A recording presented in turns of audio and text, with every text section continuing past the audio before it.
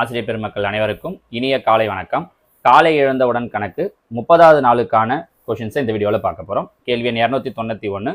Root of 1 + x/144 = 13/12 எனில் எக்ஸின் மதிப்பு காண்கன்னு கேட்டிருக்காங்க. ரெண்டு விதத்தில் போடலாம். ஒன்று ஆப்ஷனில் இருந்து, இன்னொன்று மெத்தடா. நான் உங்களுக்கு ரெண்டையுமே சொல்கிறேன் பாருங்க. ஃபர்ஸ்ட் இந்த ரூட்டை இந்த பக்கம் கொண்டு வரோம் அப்படின்னா என்னவாயிடும்? ஸ்கொயர் ஆகிடும். கரெக்டா?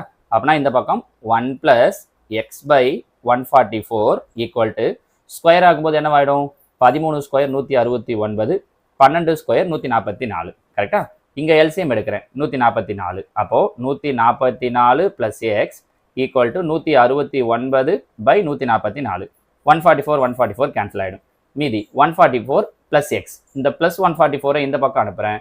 அப்போ x = 169 - 144. அப்போ மைனஸ் பண்ணோன்னா என்ன கிடைக்கும்? 25. அப்போ எக்ஸோட வேல்யூ 25 இப்படின்ற முடிவுக்கு வரலாம். இது மெத்தடாக போடும்போது.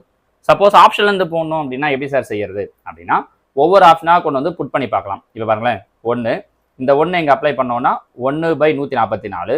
எல்சிஎம் எடுத்தோம்னா 144 + 1 145 கிடைக்கும். 145க்கு ரூட் எடுத்தால் 13 வராது. கரெக்டா? அப்போ 1 இல்லை. 12/144. எல்சிஎம் எடுக்கிறப்ப 144 + 12 156. ரூட் எடுத்தால் 13 வராது. இதுவும் கிடையாது. அதே மாதிரி 13 போட்டு பார்த்தீங்கன்னா 157, அதுவும் வராது. 25 போட்டு பார்த்தோம்னா 1 + 25/144.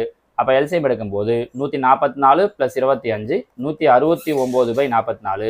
ரூட் எடுத்தால் என்னவாயிடும் அப்படின்னா 13/12. இது மாதிரி போட்டு பார்க்கலாம். என்ன ஒன்றா ஆப்ஷன் போட்டு பார்க்கும்போது 4த்தையும் போட்டு பார்க்குற மாதிரி இருக்கும். மெத்தடானா இந்த ஐடியா உங்களுக்கு யூஸ்ஃபுல்லாக இருக்கும். சரிங்களா? ஸோ உங்களுக்கு எப்படி தோணுதோ அதை வச்சு நீங்கள் போட்டுடலாம். சரிங்களா? இந்த ஐடியா யூஸ் பண்ணி இன்னொரு கொஸ்டின் தரலாமா? 1 + இதே மாதிரியே கொடுப்போம். ரூட் ஆஃப் 1 + x/169 = 14/13 எனில் எக்ஸின் மதிப்பு காண்க. இது உங்களுக்கான ஃபர்ஸ்ட் கொஸ்டின். மெத்தடா போட்ட கூட சொல்லுங்க பாருங்க.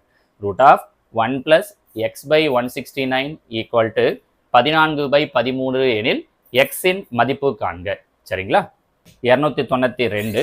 கீழே கொடுக்கப்பட்டுள்ள படத்தில் நிழலிடப்பட்ட பகுதியின் சதவீதம்னு கேட்டிருக்காங்க. பாருங்க, நிழலிடப்பட்ட பகுதி மொத்தம் எத்தனை பார்ட் இருக்குன்னா 1 2 3 இதோட சேர்த்து 4 ஈக்குவல் பார்ட்ஸ். அப்போ மொத்த பார்ட் 4. எத்தனை நிழலிட்டு இருக்காங்கன்னா 1. அப்போ அது மேலே பர்சன்டேஜ் கேட்கறதால இன்ட்டு 100%.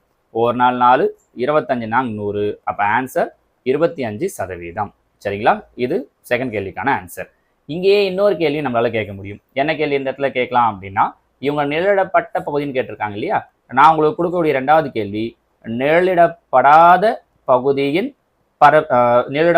பகுதியின் சதவீதம் என்ன?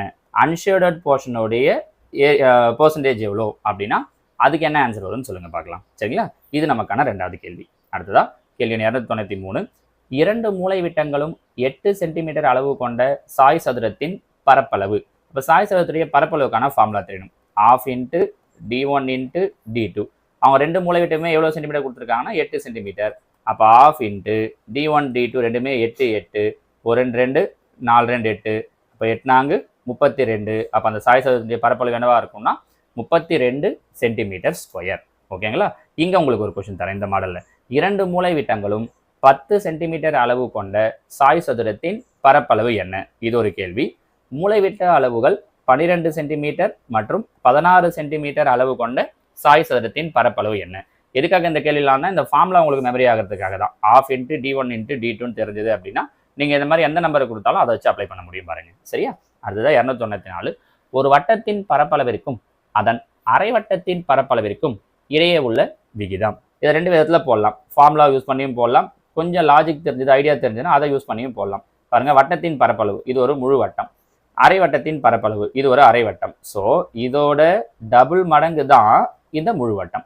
அப்போ இது 2 மடங்கு ஈஸ்ட்டு, இது அதில் பாதி 1 மடங்கு. அப்போ ஆன்சர் என்னவா இருக்கும்னா 2:1 இருக்கும். இதோ இருக்கு பாருங்க, 2:1. ஒன்று இப்படி லாஜிக்காக யோசிச்சு ஆன்சர் சொல்லலாம். ஃபார்முலாவில இருந்து யோசிக்கணும் அப்படின்னா வட்டத்தோட பரப்பளவு πr² ஈஸ்ட்டு, அரை வட்டத்துடைய பரப்பளவு 1/2 πr². πr² கேன்சல் ஆகிடும். 2 இந்த பக்கம் வந்துடும். அப்போ 2:1. இப்படி யோசிச்சாலும் சரிதான். ஓகேங்களா? இந்த மாடல்லேருந்து நான் உங்களுக்கு ஒரு கொஸ்டின் கேட்குறேனே. ஒரு வட்டத்தின் பரப்பளவிற்கும் அதன் கால் வட்டத்தின் பரப்பளவிற்கும் உள்ள விகிதம். சர்க்கிள் அண்டு குவாட்ரண்ட் இது ரெண்டுத்துக்கு இடையில இருக்கக்கூடிய ரேஷியோ என்னன்றதை கண்டுபிடிக்க பார்க்கலாம். சரிங்களா? இது 294. அடுத்த 295. முக்கோணம் ஏபிசியில் ஏபி ஈக்குவல் டு ஏசி எனில் எக்ஸின் மதிப்பு. நமக்கு தெரியும், ரெண்டு பக்கம் சமமாக இருக்குது அப்படின்னா அதுக்கு ஆப்போசிட்டில் இருக்கக்கூடிய ரெண்டு கோணங்களும் சமமாக இருக்கும். அப்போ இதுவும் இதுவும் சமமாக இருக்கும். இங்கே 80 டிகிரி. ஒரு முக்கோணத்தோட 3 கோணங்களை கூட்டினா 180 டிகிரி. இதில் 80 போயிடுச்சு. பேலன்ஸ் இருக்கக்கூடியது 100. அப்போ இது ரெண்டும் சேர்ந்து தான் 100. அதே நேரம் இது ரெண்டும் எப்படி இருக்கும்னு சொல்லிட்டோம், சமமாக இருக்கும்னு சொல்லிட்டோம். அப்போது இது 50, இது 50. கரெக்டாக? அப்போது இங்கே பாருங்கள், இது ஒரு ஸ்ட்ரெயிட் லைன். ஒரு ஸ்ட்ரெயிட் லைனில் இந்த இடத்துல 50ன்னு தெரிஞ்சிருச்சு. அப்போ இங்கே எவ்வளோன்றது தான் கொஷின். கரெக்டாக? அப்போ இங்கே மொத்தம் 180 வரணும். அப்போ இங்கே 50 அப்படின்னா மீதி இது என்னவா இருக்கும் அப்படின்னா 130 இருக்கும். ஸோ விடை ஆப்ஷன் 4 130 டிகிரி. இதை 2-3 விதங்களில் யோசிக்க முடியும். இது ஒரு ஸ்ட்ரெயிட் லைனாக எடுத்துக்கிட்டு அப்படி இல்லாமல் யோசிக்கலாம், இல்லை உள்ளெதிர்கோணங்களுடைய கூடுதல்னு யோசிக்கலாம். எப்படி யோசிக்கலாம், ஆன்சர் 130 தான். நான் இது ஒரு ஸ்ட்ரெயிட் லைனாக எடுத்துக்கிட்டு இங்கே 50, அப்போ மீதி இங்கே ஒரு 130 வரும்னு சொல்லிட்டோம். புரிஞ்சிக்க முடியுதுங்களா? இதே மாடலில் இன்னொரு கொஸ்டின் தரலாமா? இதுக்கு நீங்கள் ட்ரை பண்ணுங்க பார்க்கலாம். இங்கே வந்து 70 டிகிரின்னு கொடுத்துட்றேன். இது 70 டிகிரி. அதே மாதிரி இந்த ரெண்டு பக்கமும் சமம். இங்கே எக்ஸ்ன்னு வைக்கிறேன். அப்போது இந்த எக்ஸோட வேல்யூ என்ன கிடைக்கும்னு சொல்லுங்க பார்க்கலாம். இது உங்களுக்கு கொடுக்கக்கூடிய 6வது கேள்வி. சரிங்களா? அடுத்ததா 296. ஏ என்பவர் தனியே ஒரு வேலையை 35 நாட்களில் முடிப்பார். பி ஆனவர் ஏயை விட 40% கூடுதல் திறனுடையவர் எனில் பி ஆனவர் அந்த வேலையை டேஷ் நாட்களில் முடிப்பார். இது ஒரு இம்பார்ட்டண்டான கொஸ்டின் பாருங்க. இதில் ஒன்றும் இல்லை, ஏ எத்தனை நாளில் வேலையை முடிப்பார் அப்படின்னா 35 நாளில். இது மெத்தடாக போனோம்னா ரொம்ப பெருசாக போகணுங்க. நம்ம ஆக்சுவலாக ஸ்கூல் புக்கில் இருக்கக்கூடிய கொஸ்டின் தான். ஸ்கூல் ஸ்டூடெண்ட் சொல்லி தரும்போது இல்லை ஸ்கூல் புக்கில் இருக்கக்கூடிய எக்ஸாம்பிள்ஸ் எல்லாம் பார்த்தீங்கன்னா அவ்வளோ பெருசு இருக்கும். நான் உங்களுக்கு ரொம்ப சிம்பிளாக ஒரு ஐடியா சொல்கிறேன் பாருங்கள். எவ்வளோ டேஸ் சொல்லியிருக்காங்களோ அதை அப்படியே மேலே போட்டுருங்க. டிவைடட் பை இங்கே பாருங்கள் 40% மோர் தேன், 40% அதிக கூடுதல்னு கூடுதல் திறன்னு சொல்லியிருக்காங்க. மோர் எஃபிஷியன்ட்னு. மோர்னு சொன்னாங்க, அதிகம்னு சொன்னாங்கன்னா 100 கூட அந்த நம்பரை ப்ளஸ் பண்ணிடுங்க. குறைவாகன்னு சொன்னாங்கன்னா 100லேருந்து அந்த நம்பரை மைனஸ் பண்ணுறேங்க, அந்த பர்சன்டேஜ். ஏன் 100லேருந்து? பர்சன்டேஜ்ன்றது 100 பேஸ் பண்ணது. அதனால அப்போ கூடுதல்ன்றதால 100 கூட 40 கூட்டுறேன். 100 40 கூட்டணும் அப்படின்னா 140 இன்ட்டு அவங்க கொஷின் பர்சன்டேஜை வச்சு தான் கொடுத்துருக்காங்க அப்படிங்கிறதால இன்ட்டு 100. புரிஞ்சுக்க முடியுதா அவங்களால? அவங்க என்ன டேஸ் சொன்னாங்களோ அதை அப்படியே போட்டுக்கிறோம். பர்சன்டேஜ் அதிகம்னு சொன்னாங்கன்னா ப்ளஸ் பண்ணி கீழே போடணும் 100 கூட. குறைவுன்னு சொன்னாங்கன்னா 100லேருந்து மைனஸ் பண்ணி கீழே போடணும். இன்ட்டு பர்சன்டேஜை பேஸ் பண்ணி கொஷின் கேட்டிருக்கிறதால 100. கேன்சல் பண்ணால் முடிஞ்சிடுச்சு. 0 0 கேன்சல் ஆகிடும். 7 14, I7 35, O2 2, I2 10. ஸோ மீதி இருக்கிறது 5 × 5. அப்போ I5 25. ஸோ ஆன்சர் 25ன்றது தான் இதற்குண்டான சரியான விடை. புரிஞ்சுக்க முடியுதுங்களா? அடுத்ததா கேள்வி எண் 297. ஓர் எண்ணின் 60%லிருந்து 60ஐ கழித்தால் 60 கிடைக்கும் எனில் அந்த எண் 60%இருந்து 60ஐ கழிக்கணும். மெத்தடாகவும் போடலாம், ஆப்ஷன்லேருந்தும் செய்யலாம். நான் முதல்ல உங்களுக்கு ஆப்ஷன்லேருந்து சொல்லிடுறேன் பாருங்கள். 60%, இப்போ 10%னா 6. ஏற்கனவே சொல்லியிருக்கோம்ல, 10% கடைசியாக இருக்கிற 0 விட்டுடலாம். 10%னா 6. அப்போ 60%னா 6 36. 36லேருந்து 60 கழிச்சா 60 கிடைக்குமா? வாய்ப்பில்லை. 10%னா 10. 60%னா 60. 60லேருந்து 60 கழிச்சா 60 கிடைக்குமா? கிடைக்காது. வாய்ப்பில்லை. 0 ஆகிடும். 10%னா 15. 60%னா 6 15 90. 90லேருந்து 60 கழிச்சா 30 தான் கிடைக்கும். 60 கிடைக்காது. வாய்ப்பில்லை. இதுவும் கிடையாது. கரெக்டா? 200. 10%னா 20. 60%னா 6 2 12 120. 120லேருந்து 60 கழிச்சா 60 கிடைக்கும். அப்போ இதான் ஆன்சர். சொல்கிறது புரியுதுங்களா உங்களுக்கு? ஸோ உங்களுக்கு மெத்தடாக போகிறதுவே இந்த இடத்துல இது ஈஸியாகவே இருக்கும். ஒவ்வொன்றுக்கு 60% கண்டுபிடிக்கிறது ஈஸி. அதுலேருந்து 60 கழிச்சா 60 கிடைக்குதான்னு பார்க்குறோம். சரியா சார்? மெத்தடாக போனோன்னா எப்படி சார் போடுறது அப்படின்னா, அந்த நம்பர் என்னன்னு தெரியாது. எக்ஸு. எக்ஸோட 60%னா 60/100.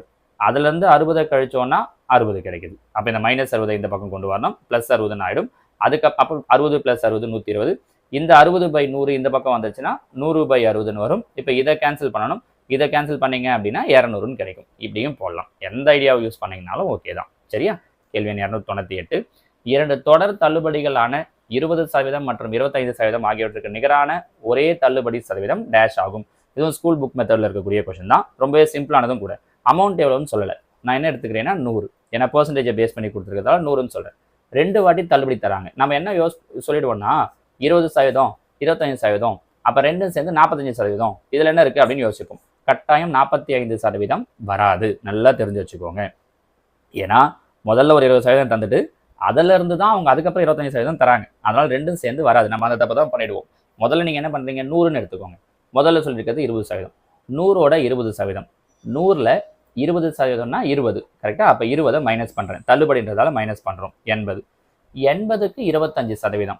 80ல் 25ன்னா 25%னா கால் பாகம் கரெக்டா. அப்போ 20 புரிஞ்சு முடியுதா. 50%னா 40, 25%னா 20. இதை மைனஸ் பண்ணுறேன். 80ல் 20 போயிடுச்சுன்னா 60.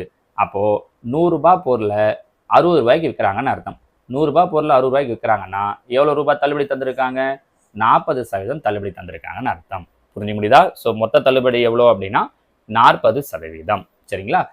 இந்த மாடலில் ஒரு கேள்வி கேட்கலாமா? ஏற்கனவே எத்தனை கேள்வி கொடுத்தோம்? 6 கேள்வி கொடுத்துருக்கோம். இப்போ 7வதா ஒரு கேள்வி இந்த இடத்துல. 2 தொடர் தள்ளுபடிகள் 10%, 10% எனில் அவற்றிற்கு நிகரான ஒரே தள்ளுபடி சதவீதம் என்ன? 10 20%ன்றது ஆன்சர் கிடையாது. நல்லா யோசிச்சு சொல்லுங்க. இதே மாதிரி 100ன்னு எடுத்துக்கிட்டு முதல்ல 10 மைனஸ் பண்ணுங்க. வர ஆன்சருக்கு 10% மைனஸ் பண்ணுங்க. சரியா. இது 7வது கேள்வி. 8வது கேள்வி. 2 தொடர் தள்ளுபடிகளான 20% மற்றும் 10% ஆகியவற்றிற்கு நிகரான ஒரே தள்ளுபடி சதவீதம் என்ன? இதுக்கு ஆன்சர் சொல்லுங்க. 9வது கேள்வி. 2 தொடர் தள்ளுபடிகளான 30% மற்றும் 20% இவற்றிற்கு நிகரான தள்ளுபடி சதவீதம் என்ன? இந்த 3 கேள்விக்கு நீங்க ஆன்சர் பண்ணிட்டீங்கன்னா பெர்சன்டேஜோட ஒரு மெயினான டாபிக்கே உங்களுக்கு முடிஞ்சிச்சுன்னு அர்த்தம். சரிங்களா. அடுத்ததா 299. படத்தில் ஒரு கம்பத்தினை தரையுடன் நிலைநிறுத்த தேவையான கம்பியின் நீளம் என்ன? இது நம்ம ஆல்ரெடி நிறைய பார்த்தது தான். இது ஒரு பிதாகரஸ் தேற்றத்தை யூஸ் பண்ணி இந்த 90 டிகிரிக்கு எதிரில் இருக்கிறது தான் கர்ணம் இல்லையா.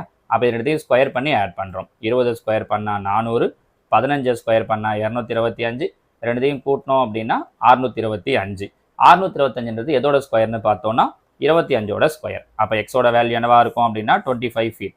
வேகமாக சொல்லிட்டீங்களே சார் அப்படின்னா ஆமாம். ஏன்னா இதே கொஸ்டின் நம்ம இதுக்கு முன்னாடி நிறைய முறை பார்த்துருக்கோம் இந்த பிதாகரஸ் தேற்றத்தை யூஸ் பண்ணி. அப்போ அதெல்லாம் கரெக்டாக ப்ராக்டிஸ் பண்ணியிருந்தீங்கன்னா இது நீங்கள் வேகமாக ஈஸியாக சொல்லிடுவீங்க பாருங்கள். சரிங்களா. புரிஞ்சு முடியுதா. கர்ணம் கண்டுபிடிக்கிறோம்னா இது ரெண்டுத்தையும் ஸ்கொயர் பண்ணி கூட்டணும், வர்றது எதோட ஸ்கொயர்னு பார்க்கணும். சரிங்களா. இந்த மாடல் நான் ஒரு கொஸ்டின் தரவா. இன்னைக்கான 10வது கேள்வி. இந்த ஹைட்டு அவங்க 20 ஃபீட் கொடுத்துருக்காங்க இல்லையா. இது நான் என்ன எடுத்துக்கிறேன் அப்படின்னா 15 வேணாம். இது 18 அடி. இந்த இது வந்து 18 அடி. இது வந்து 24 அடி. அப்போனா இந்த கம்பத்தோட ஹைட் என்னவா இருக்கும் கண்டுபிடிக்க முடியுமா பாருங்க. என்ன பண்ணுறேன் அப்படின்னா இங்கே 18, இங்கே 24. அப்போ இது என்ன கிடைக்கும் அப்படிங்கிறது தான் என்னோட கொஸ்டின். சரிங்களா. உங்களால் ட்ரை பண்ண முடியுதான்னு பாருங்களேன் இந்த கேள்வி. அடுத்ததான் கேள்வி எண் 300. கொடுக்கப்பட்ட கோணத்தில் கோணங்கள் ஏ மற்றும் பி என்பவை ஆங்கிள் ஏ அண்டு பிஆர். பாருங்க 4 ஆப்ஷன் கொடுத்துருக்காங்க. ஒன்று விட்ட வெளிக்கோணங்கள், ஒத்த கோணங்கள், ஒன்று விட்ட உட்கோணங்கள், குத்தெதிர் கோணங்கள். இது எல்லாத்துக்குமே விளக்கம் நாம ஜாமெட்ரி டாபிக் சொல்லும்போது சொல்லியிருக்கோம். அந்த வீடியோவை பார்த்துருந்தீங்க அப்படின்னா இதுக்கு ஈஸியாக ஆன்சர் சொல்ல முடியும். பாருங்க ஒன்று விட்ட கோணங்கள்ல ஒரு ஆக்சுவலா ஒன்று விட்ட வெளிக்கோணமா உட்கோணமானது தான் பிரச்சனை. பாருங்க ஏன் ஒன்று விட்டனா இதுக்கு அடுத்த கோணம் இது, இதுக்கு அடுத்த கோணம் இது, இங்க வர வேண்டியது தான் இங்க இருக்குன்ற அர்த்தமாகுது. அப்போ ஒன்று விட்ட வெளியில இருக்கா உள்ள இருக்கான்னு பார்த்தோம். இங்க பாருங்க இங்க இருந்துச்சுன்னா உள்ள, இங்க இருந்ததுன்னா வெளியில. இது இந்த கோட்டுக்கு வெளியில தான் இருக்கு ஆங்கிள் கரெக்டா. அப்போ ஒன்று விட்ட வெளிக்கோணங்கள் அப்படிங்கிறது தான் இதோட சரியான விடை. நம்ம அந்த 8 ஆங்கிளை வச்சு சொல்லியிருப்போம் எதெல்லாம் என்னென்ன அப்படிங்கிறது அந்த ஜாமெட்ரி வீடியோவில். அதில் இந்த விளக்கத்தெல்லாம் சொல்லியிருப்போம். சரிங்களா. ஸோ இன்னையோட நமக்கு ஒட்டு மொத்தமாக 300 கேள்விகள் முடியுது பாருங்க இல்லையா. 300 கொஷின்ஸ் முடிஞ்சிருக்கு. இதெல்லாம் திரும்ப ப்ராக்டிஸ் பண்ணுங்க. அதே மாதிரி இந்த எல்லா கொஷின்ஸுக்கும் PDF ஃபைல் கேட்டிருந்தீங்க. அதை நான் ரெடி பண்ணிட்டு இருக்கேன். அந்த கொஷினை டச் பண்ணாலே அதுக்கான வீடியோ கிடைக்கிறது மாதிரியும் ஃபைல்ஸ் ரெடி பண்ணிட்டு இருக்கேன். ஸோ இந்த 1 or 2 டேஸில் அதை நான் ரெடி பண்ணிட்டும் உங்களுக்கு PDF ஃபைல் கொடுத்துறேன். நீங்கள் அதில் யூஸ் பண்ணி ஒரு கொஷினாக நீங்கள் பிரிண்ட் எடுத்து வச்சுக்கிட்டு கூட ப்ராக்டிஸ் பண்ணி பார்க்கலாம். ஓகேங்களா. நாளைக்கு இன்னொரு 10 கொஷினோட உங்களை பார்க்குறேன். தேங்க்யூ.